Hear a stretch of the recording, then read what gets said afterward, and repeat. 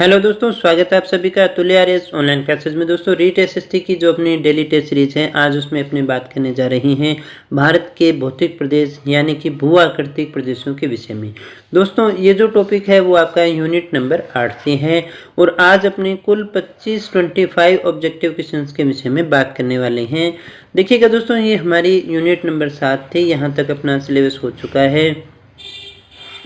ये हमने छोड़ा था, हमने ये बात की थी कि इसको अपने बाद में देखेंगे, लास्ट में देखेंगे, ताकि जो भी हमारे नए आंकड़े हैं, क्योंकि ये करंट से संबंधित टॉपिक है, कुछ और अपडेट होगा तो फिर हमारा अपडेट हो जाएगा दोस्तों टेस्ट के अंदर। बाकी इसकी जो क्लास है वो आपकी हो चुकी है, सिलेबस तो आपका सारा ही हो चुका है।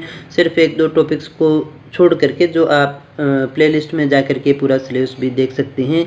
डिस्क्रिप्शन में आपको सारे के सारे काम के लिंक मिल जाएंगे, वहाँ पर जा करके आप किसी भी वीडियो को देख सकते हैं।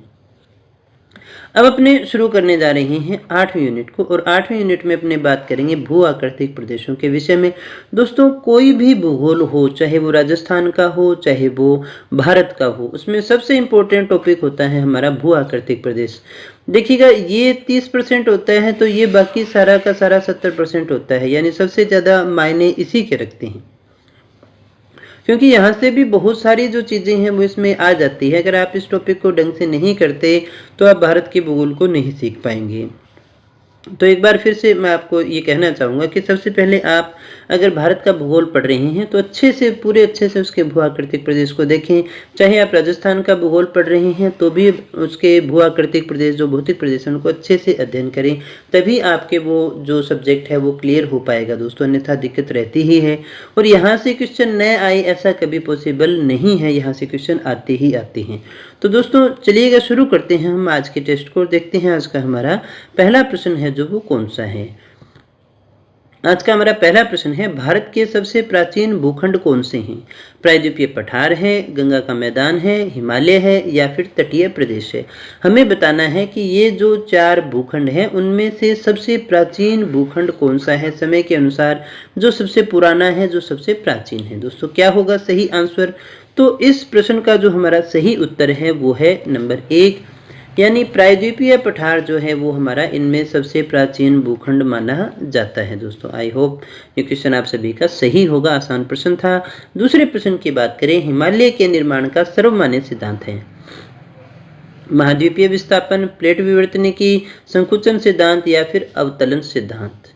देखिएगा दोस्तों, हिमालय के निर्माण से संबंधित बहुत सारे सिद्धांत दिए गए हैं। प्रत्येक भूगोलविद ने अपने अनुसार, अपने अनुमानों के अनुसार, अपने अध्ययन के अनुसार सिद्धांत दिए हैं।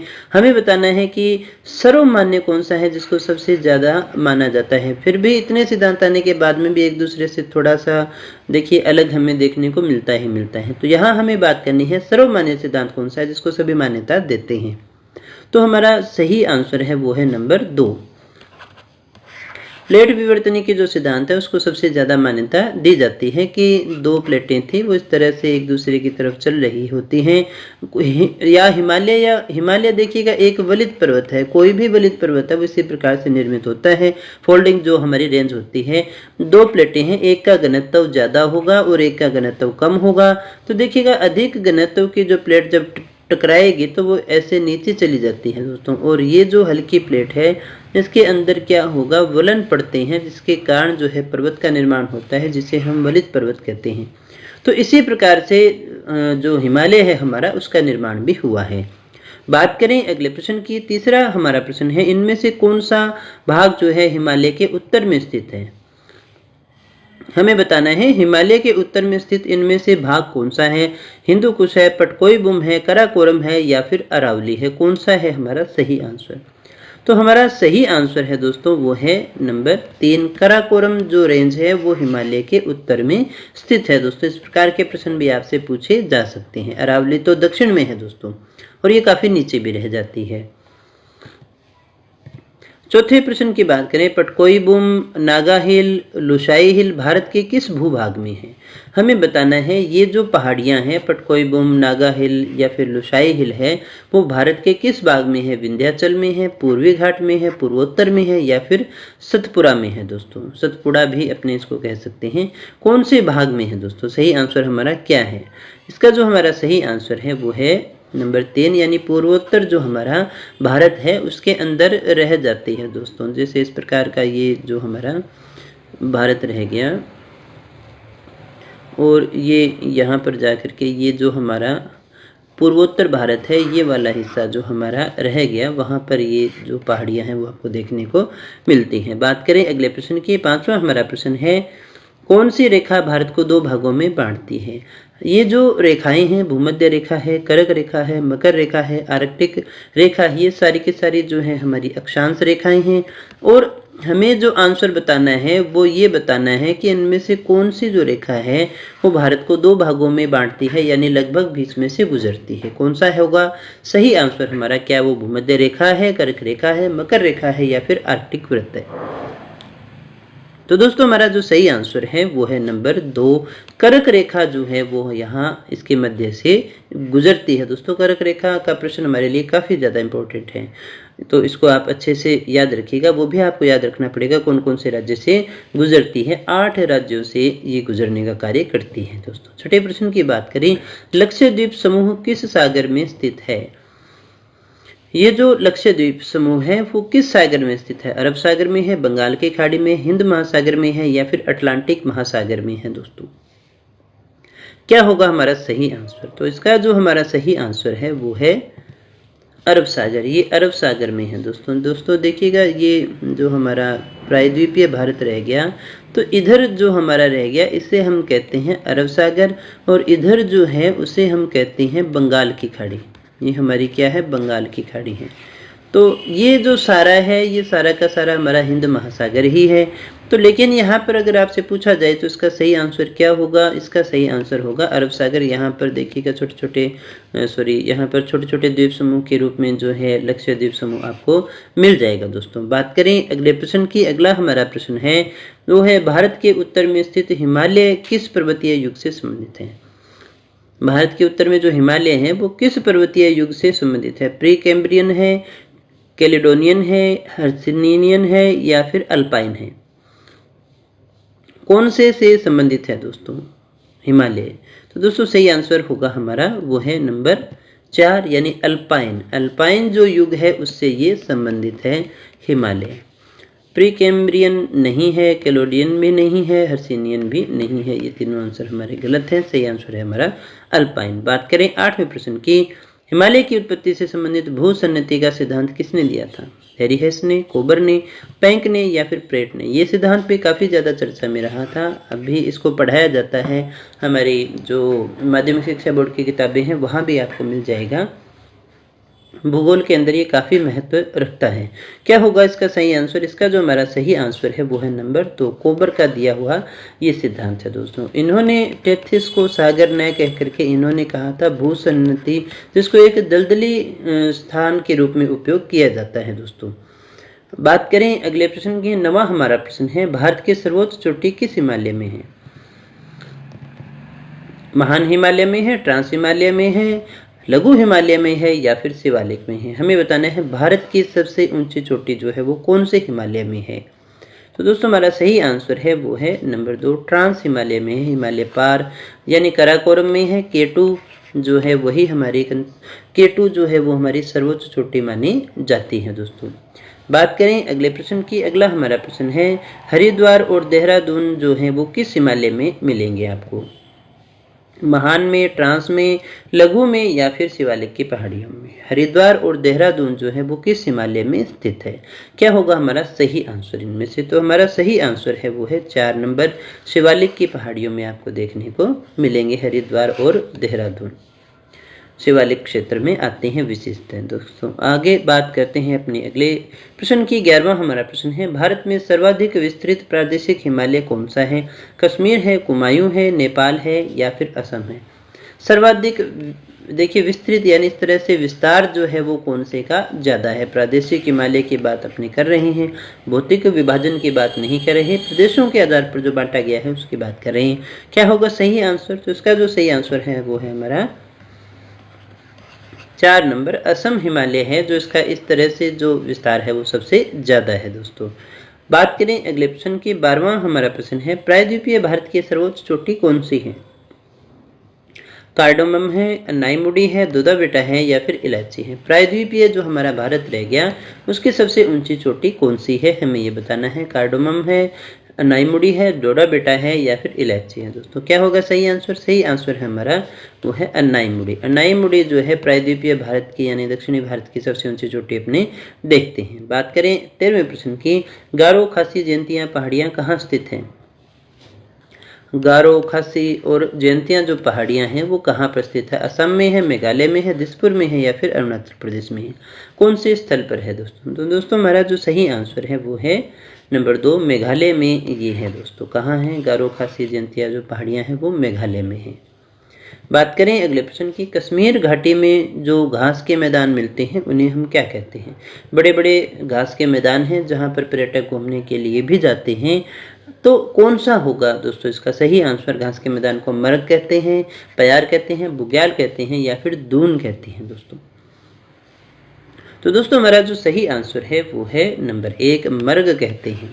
उसे हम क्या कहते हैं? मर्ग कहते हैं। जैसे आपने सुना होगा गुलमर्ग हो गया, सोनमर्ग हो गया, तो ये सारे जो क्षेत्र हैं वो कौन से होते हैं? घास के मैदान होते हैं दोस्तों। बात करें 15वें प्रश्न की, निम्न में से प्रवाल द्वीप कौन सा है? हमें बताना है। प्रवाल द्वीप जो मूंगे की चट्टान से बनता है। मूंगा जो होता है समुद्र में पाए जाने वाला एक जीव है।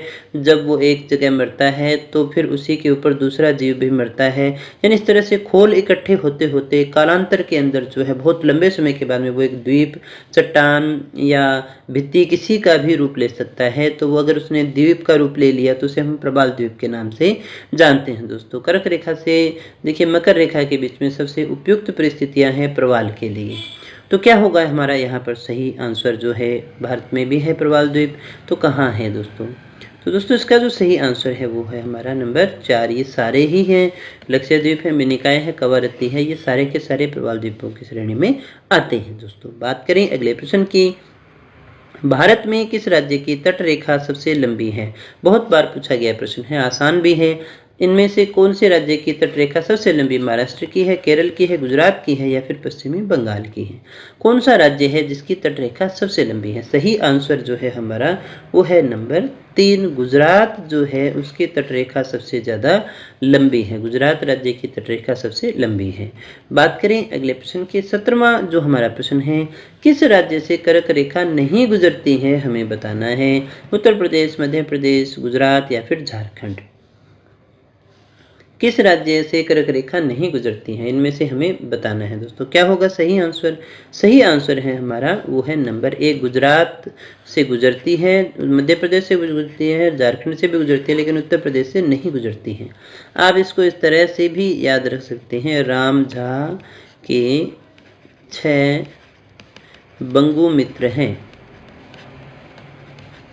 और इसी से आपका आंसर निकल जाता है। राजस्थान, मध्य प्रदेश, झारखंड, छत्तीसगढ़, बंगाल, गुजरात, मिजोरम, त्रिपुरा। आप इसको इस प्रकार से याद रख सकते हैं दोस्तों। अगर आपको ट्रिक जाननी है तो इसकी एक छोटी सी ट्रिक थी। बात करें अगले प्रश्न की, 18वां हमारा प्रश्न है, निम्न द्वीपों के युग्मों में से कौन सा एक दंश मार्ग जलमार्ग जो है आपस में पृथक करता है दोस्तों? कौन सा है? एक 10 डिग्री की बात कर रहे हैं अपने अंडमान निकोबार और सुमात्रा, मालदीव और लक्षद्वीप, सुमात्रा और जावा। कौन सा होगा दोस्तों हमारा सही आंसर? सही आंसर है हमारा वो है नंबर 1, अंडमान और निकोबार को अलग करने का कार्य ये जलमार्ग करता है दोस्तों। बात करें अगले प्रश्न की, 19वां जो हमारा प्रश्न है, निम्न में से कौन सा तट पश्चिमी तट का भाग नहीं है? जो हमारा पश्चिमी तट है भारत का ये वाला, ये हमारा पूर्वी तट है और ये हमारा पश्चिमी तट है। इस पश्चिमी तट का भाग कौन सा नहीं है हमें वो बताना है। काठियावाड़ है, कोंकण है, मालाबार है या फिर कोरोमंडल तट है दोस्तों? कौन सा है जो पश्चिमी तट का भाग नहीं है? तो दोस्तों हमारा जो सही आंसर है वो है नंबर 4, कोरोमंडल तट। ये जो तीनों हैं वो वो पश्चिमी तट पर हैं, इधर इस साइड में है, लेकिन कोरोमंडल इधर नहीं है दोस्तों। बात करें अगले प्रश्न की, 20वां हमारा प्रश्न है, थार मरुभूमि कहाँ स्थित है? आई होप ये तो किसी का गलत नहीं होना चाहिए भाई। अगर यही प्रश्न आपका गलत होगा तो फिर मामला गड़बड़ है। थार मरुभूमि कहाँ स्थित है दोस्तों? बहुत ही आसान प्रश्न है। कहाँ है? गुजरात, राजस्थान, पंजाब, हरियाणा। अगर इनमें से हमें आंसर निकालना हो तो कौन सा होगा? सही है ना सबका? 2 नंबर ही तो होगा। अगले प्रश्न की बात करें, 21वां हमारा प्रश्न है, निम्न में से कौन सा कथन सत्य है? कौन सा कथन सत्य है? भारत पूर्णतया उत्तरी गोलार्ध में स्थित है। भारत की आकृति चतुष्कोणीय है। क्षेत्रफल की दृष्टि से विश्व में भारत 7वें स्थान पर और जनसंख्या की दृष्टि से दूसरे स्थान पर है। उपयुक्त सभी कथन सत्य हैं दोस्तों। हमें बताना है इनमें से कौन सा कथन सत्य है। कौन सा सत्य है दोस्तों? तो दोस्तों हमारा जो सही आंसर है वो है नंबर 4। ये सारे के सारे कथन जो है हमारे बिल्कुल सही हैं। पूर्णतया उत्तरी गोलार्ध में स्थित है। जैसे ये हमारी पृथ्वी है, भूमध्य रेखा 2 भागों में बांटती है, तो ये हमारा उत्तरी गोलार्ध में ही रह जाता है। ऊपर वाला उत्तरी गोलार्ध है, नीचे वाला दक्षिणी गोलार्ध है। आकृति भी भारत के चतुष्कोणीय के जैसी ही लगती है। आप उसको ढंग से, अगर मैप को कभी आपने देखा होगा तो इस प्रकार की जो हमारी आकृति है वो लगभग चतुष्कोणीय यानी 4 कोणों वाली अपने कह सकते हैं। तो ये हमारा सही था और विश्व में 7वें स्थान पर है क्षेत्रफल की दृष्टि से और जनसंख्या की दृष्टि से दूसरे स्थान पर है। बात करें अगले प्रश्न की, 22वां हमारा प्रश्न है, सिंधु गंगा के मैदान में जहां से आंतरिक प्रवाह पुनः प्रकट होता है स्थानीय रूप से क्या मानी जाती है? किस नाम से जाना जाता है? तराई प्रदेश है, गंगा का मैदान है, बांगर प्रदेश है या फिर चो है? जो नदियां हैं जो आंतरिक प्रवाह पुनः प्रकट होता है क्या कहते हैं दोस्तों? तो दोस्तों हमारा सही आंसर है तराई। उसे हम क्या कहते हैं? तराई के नाम से जानते हैं दोस्तों जैसे मान लीजिएगा ये कोई पर्वत है और पर्वत से मान लीजिएगा कोई नदी उतर रही है, तो देखिएगा वो अपने साथ कंकड़ पत्थर सब कुछ लेकर के आती है। तो सबसे पहले बड़े जो पत्थर हैं वो यहाँ पर जमा हो जाते हैं, क्योंकि यहाँ पर ढाल कम होते ही क्या होगा, बड़े पत्थर जो है वो जमा हो जाएंगे। इसको यहाँ पर आप देखिएगा, जैसे ये मान लीजिएगा नदी आ रही है तो बड़े पत्थर यहाँ पर जमा हो गए। अब नदी जो है वो इनके अंदर से गुजरती है, यहाँ पर दिखाई नहीं देते, तो ऐसे क्षेत्र को हम भाबर कह देते हैं। उसके बाद में देखिएगा तराई आती है। तराई यानी फिर देखिए ढाल चालू हो गया, तो ये जल क्षेत्र जो है वो नदी जो है वो बाहर निकल गई है, नदी यहाँ पर प्रकट हो जाती है। अब देखिएगा ढाल एकदम से कम होता है, इसलिए नदी का कोई निश्चित मार्ग नहीं होता, वो यहाँ पर पानी जमा रहता है, तर रहता है, इसलिए हम इसे तराई भी कह देते हैं। कुछ कुछ दलदली सा भी होता है ये, तो इस क्षेत्र को अपने तराई बोल देते हैं। अब उसके बाद में देखिए नदी आगे चलती है और एक स्थान से नदी बह रही है, अब बह रही है और यहाँ पर वो अपने साथ हर साल मिट्टी लेकर के आती है, तो ऐसे स्थान को हम क्या कहते हैं? खादर कहते हैं। इससे जो मैदान बनेगा वो खादर कहलाएगा। लेकिन जैसे मान लीजिएगा यहाँ नदी बहती थी इस रास्ते से, अब उसने रास्ता चेंज कर लिया है, अब यहाँ से नहीं आती, अब यहाँ पर वो नई मिट्टी लेकर के नहीं आती, लेकिन यहाँ पर पुरानी जो मिट्टी है वो जमा है, तो ऐसे जो स्थान है उसे हम बांगर के नाम से जानते हैं दोस्तों। तो ये 4 आकृतियां यहाँ पर हमारे लिए सबसे ज्यादा महत्वपूर्ण होती है और इनमें से कोई ना कोई क्वेश्चन आपसे पूछ लिया जाता है। बात करें अगले प्रश्न की, अगला हमारा प्रश्न है, पूर्वी घाट का सर्वोच्च शिखर कौन सा है? पूर्वी घाट का सर्वोच्च शिखर डोडा बेटा है, अनाईमुडी है, महेंद्रगिरी है या कोडाई कनाल है? कौन सा है दोस्तों सही आंसर? पूर्वी घाट का सही आंसर है हमारा 3 नंबर महेंद्रगिरी। जैसे हमारा ये मान लीजिएगा भारत है, तो ये पश्चिमी घाट है और ये पूर्वी घाट है, तो पश्चिमी घाट ये यहाँ रह गया, पूर्वी घाट यहाँ रह गया और पश्चिमी घाट जो है अपना यहाँ रह गया। ये जो पर्वत श्रृंखलाएं हैं एक प्रकार का घाट ही बनता है, इसलिए हम इसे, तो ये पूर्वी घाट की अपनी बात कर रही हैं। पूर्वी घाट की जो सबसे ऊंची चोटी है वो कौन सी रह गई? हमारी महेंद्रगिरी रह जाती है। बात करें 24वें प्रश्न की, कौन सा प्रदेश है जो प्राचीन गोंडवाना भूभाग से संबंधित है? गोंडवाना लैंड का भूभाग कौन सा है? हिमालय है, गंगा का मैदान है, थार का मरुस्थल है या दक्षिण का पठार है? दोस्तों कौन सा है हमारा सही आंसर? तो दोस्तों हमारा जो सही आंसर है वो है नंबर 4 दक्षिण का पठार है। हिमालय की हमने बात की थी, प्लेट विवर्तनिकी से बना हुआ है। टेथिस सागर जो था उसी से, जो वहाँ का मलबा था उसी से बना हुआ है। तो हिमालय तो अलग आकृति रहेगी। गंगा का मैदान, अब मैदान क्या होता है? मैदान अपने आप में कोई आकृति नहीं थी, नदियाँ आती हैं, मिट्टी बिछा देती है तो मैदान बन जाता है दोस्तों। मैदान हमेशा किसी न किसी नदी के पास में ही आपको मिलेगा। थार का मरुस्थल, इसे अपने टेथिस सागर का अवशेष भी मान सकते हैं। दक्षिण का पठार जो है वो गोंडवाना लैंड का हिस्सा माना जाता है, सबसे प्राचीन भी मानते हैं। 25वें प्रश्न की बात करें, भारत का सबसे घना बसा भौतिक विभाग कौन सा है जहां पर आबादी सबसे ज्यादा घनी बसी हुई है? मध्यवर्ती विशाल मैदान है, थार का मरुस्थल है, दक्षिण का पठार है या फिर तीनों ही गलत हैं हमारे? कौन सा होगा सही आंसर? भारत का सबसे घना बसा भौतिक विभाग कौन सा है? मध्यवर्ती विशाल मैदान है, थार मरुस्थल है, दक्षिण का पठार है या फिर तीनों ही गलत है? घना बसा भौतिक विभाग जो है हमारा, तो सही आंसर देख लीजिएगा, मध्यवर्ती विशाल मैदान है। जनसंख्या हमेशा मैदानों में बसती है। नदी घाटी सभ्यताएं भी आई, प्राचीन सभ्यताएं भी कहाँ बसी थी दोस्तों? वो भी मैदानों में ही बसी थी, क्योंकि सबसे उपयुक्त दशाएं हमें यही मिलती हैं। सड़क बनाना आसान होता है, फसलें यहाँ अच्छी होती हैं, सारी चीज़ें मिल जाती हैं, यातायात की सुविधाएं मिल जाती हैं, इसलिए मैदान सबसे अच्छा रहता है दोस्तों। तो दोस्तों ये थे आज के हमारे प्रश्न। कल भी अपने भारत के भू आकृतिक प्रदेशों से संबंधित कुछ और प्रश्नों के विषय में बात करेंगे। दोस्तों अगर आपको वीडियो अच्छा लगा हो तो रोजाना कहता हूँ लाइक कर ही दिया करो, और दोस्तों के साथ में शेयर करना मत भूलना, क्योंकि ये आगे बढ़ेगा तो फिर ज़्यादा से ज़्यादा लोगों तक पहुँच पाएगा और ज़्यादा लोग उसका लाभ उठा पाएंगे। चैनल पे पहली बार आए हो तो सब्सक्राइब कर लेना, अगर अभी तक नहीं किया है तो भी कर लेना, क्योंकि इस तरह की क्वालिटी एजुकेशन वीडियो आपको डेली यहाँ पर मिलते रहते हैं। दोस्तों पीडीएफ और अदर किसी प्रकार की इन्फॉर्मेशन आप चाहते हैं तो टेलीग्राम चैनल को आप ज्वाइन कर लीजिएगा, वहाँ पर आपको सारी सूचनाएं मिलती रहती हैं, या फिर आप हमारी ऑफिशियल जो वेबसाइट है उसे भी लॉगिन कर सकते हैं। तो दोस्तों मिलते हैं कल के टेस्ट में कुछ और नए प्रश्नों के साथ, कुछ और नई जानकारी के साथ। तब तक बने रहिए हमारे साथ। Thank you very much.